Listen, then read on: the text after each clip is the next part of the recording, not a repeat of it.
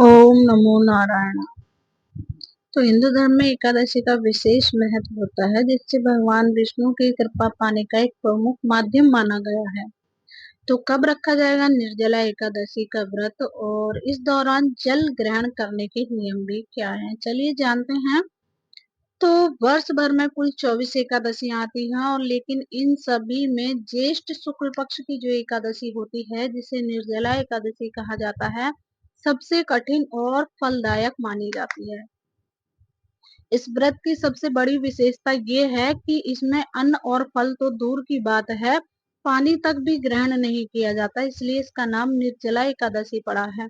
यह व्रत केवल शारीरिक तपस्या नहीं है, बल्कि मानसिक और आध्यात्मिक अनुशासन का प्रतीक है। इस दिन व्रत करने वाले व्यक्ति को अपने भीतर संयम, श्रद्धा और भक्ति का सामुच्य लाकर भगवान विष्णु की उपासना करनी होती है।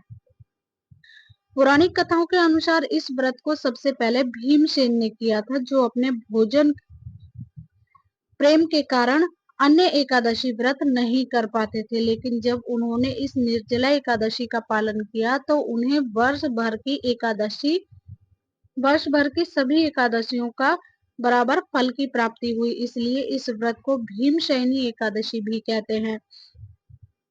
निर्जला एकादशी न केवल कठिन तप का प्रतीक है, बल्कि यह जीवन में धैर्य, त्याग और आस्था के गहन भाव को जागृत करती है।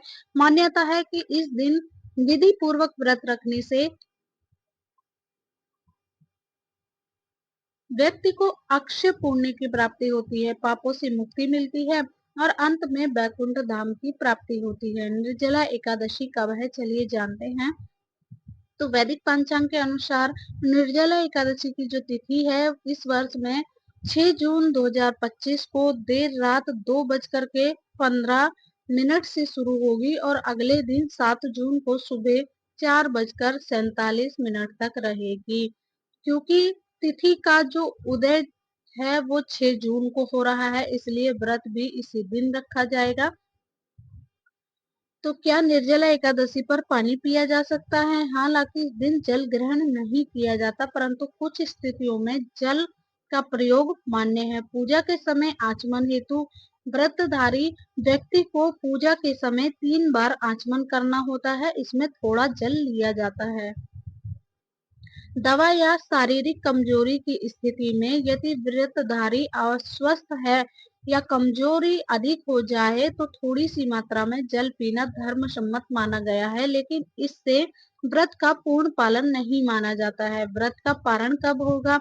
तो अगले दिन द्वादशी तिथि के समय व्रत का पारण, उपवास का जो समापन है वो जल और फलाहार से किया जाएगा। जल ग्रहण करने का जो सही समय है, यदि बहुत आवश्यक हो तो जल सूर्य अस्त के बाद नहीं, बल्कि दिन के समय अर्घ या पूजा के समय लिया जा सकता है। आचमन या भगवान को जल अर्पित करते समय थोड़ा सा जल ग्रहण करना व्रत को भंग नहीं करता।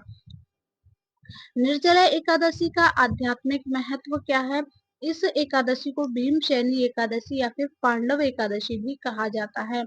मान्यता है कि पांडवों में सबसे बलशाली भीमसेन ने इस कठिन व्रत को रखा था और उन्हें वैकुंठ की प्राप्ति हुई थी।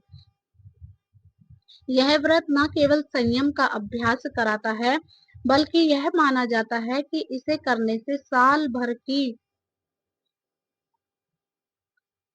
सभी एकादशियों के बराबर फल एक साथ मिल जाता है। यहाँ तक कि अधिक मास की एकादशियों का भी यही कारण है कि इसे साल की सबसे पुण्यदायक एकादशी माना जाता है। निर्जला एकादशी का व्रत का मूल उद्देश्य इंद्रियों पर संयम और ईश्वर के प्रति पूर्ण समर्पण है। जो व्यक्ति साल भर की एकादशी नहीं कर पाते, वे सिर्फ एक निर्जला एकादशी को करके पूरा पुण्य अर्जित कर सकते हैं। इसलिए इसे महा एकादशी भी कहा जाता है।